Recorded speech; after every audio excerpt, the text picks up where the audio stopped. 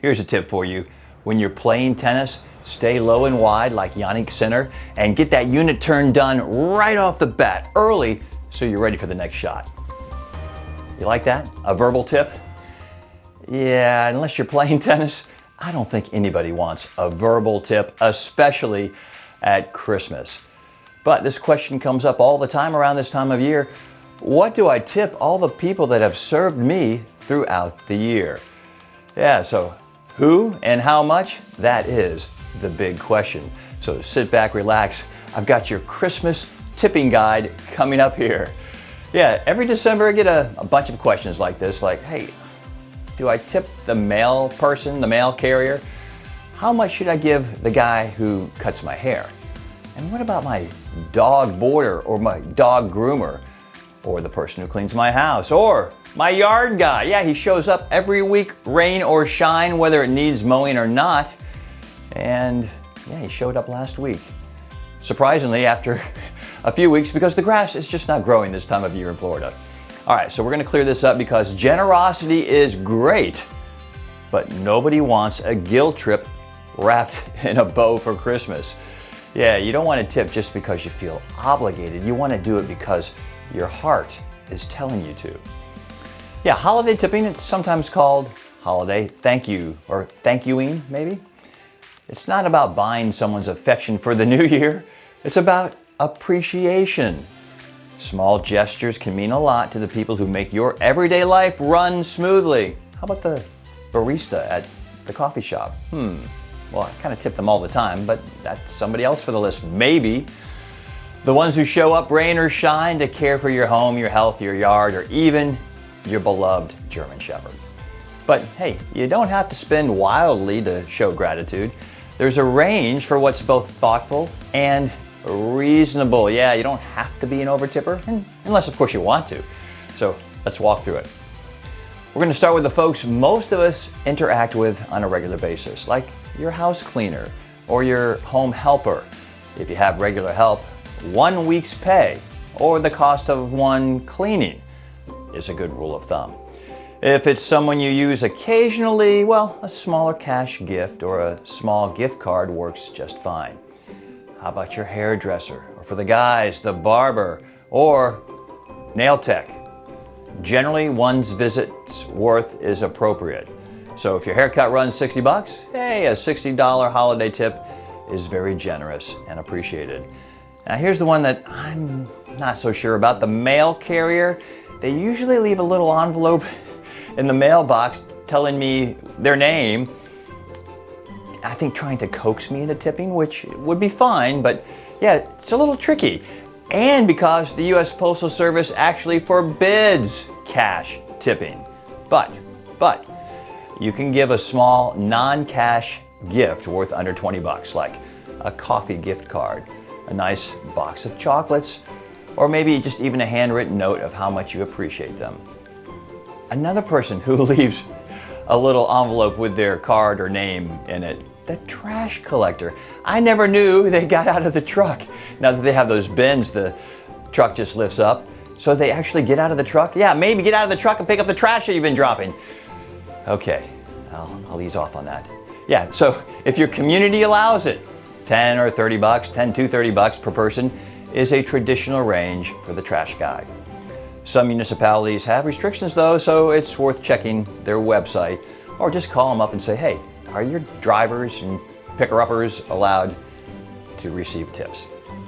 Newspaper carrier? Yeah, does that even exist? I used to love my daily newspaper, multiple newspapers.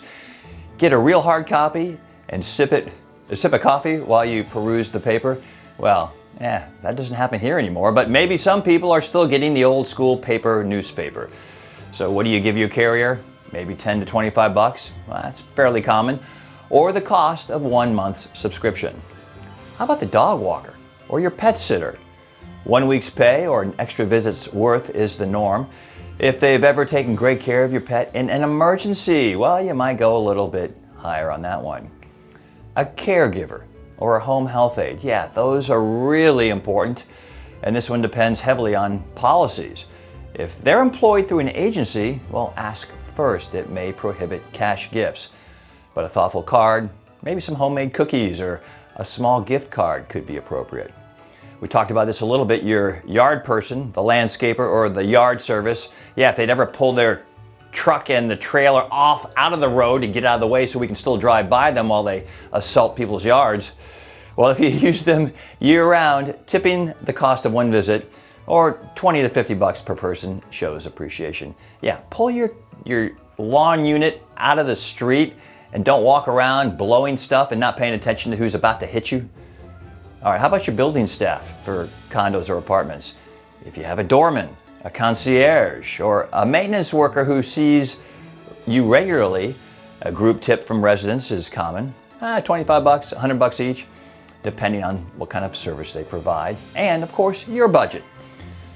If you're on a fixed income, well, it gets a little sticky and tricky. Here's the key point for retirees and folks on a tight budget. Gratitude doesn't have to cost much or anything at all for that matter. A handwritten card or a batch of homemade cookies can mean more than cash in many cases. It's about the thought, not the dollar figure. If you can't give money, give appreciation and give it cheerfully. Most folks understand that budgets are tight, especially for retirees, or not necessarily retirees, they can be tight for everybody these days. So here's a few tips about tipping. Prioritize by your relationship. Who makes the biggest difference in your life every day? Start with those people first and work down the list. Don't tip out of guilt just because they're spinning around the iPad and has a tip on it. Well, you don't have to do that. You don't have to tip people. Tipping should feel good, not mandatory or obligatory. It's about generosity, not pressure. And you could do this. I'm sure you have an emergency fund, right? You Dave Ramsey people. How about a holiday thank you fund? Yeah, you could start setting aside a few dollars every month throughout the year, and then you'll have a little cushion next year, and your budget won't take a hit. So, who do you need to tip at Christmas and how much? Well, there's no single rule of thumb, but there is one big takeaway: expressing gratitude and appreciation for the people that make a big difference in your life. Could be a few bucks, a gift card, or maybe just a handwritten note saying thank you. But if it's going to keep things tight and you can't put food on the table for your family, or you're going to have to skip rent or the mortgage, well, come on, you know you would not do that. You and your family come first, but with the little extra you may have in your budget, why not show your appreciation to the people that help you, and you probably feel very grateful for them as well. So it's an attitude of gratefulness and an attitude of abundance. I bet whatever you tip somebody this year, it will come back to you in multiples throughout the new year.